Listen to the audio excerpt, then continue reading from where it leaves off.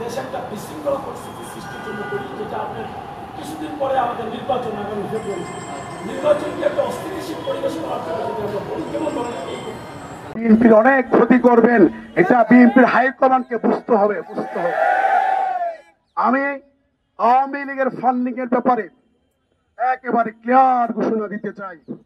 গোয়েন্দা সংস্থাগুলো সারাদিন আমাদেরকে নজরদারিতে রেখেছে। যদি গোয়েন্দাদের কাছে এমন কোন তথ্য থাকে, সন্ধ্যার মধ্যে আপনারা প্রকাশ করেন এবং আমাদের সকলকে গ্রেফতার করে আইন অনুযায়ী আমাদের বিরুদ্ধে ব্যবস্থা গ্রহণ করেন।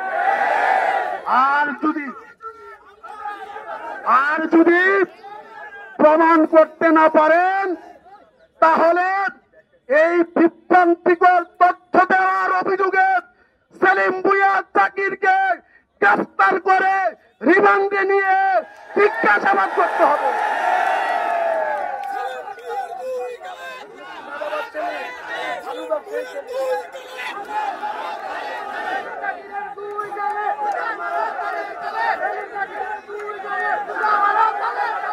সংগ্রামী সহযোদ্ধা বৃন্দ, ভাইয়ের আমার,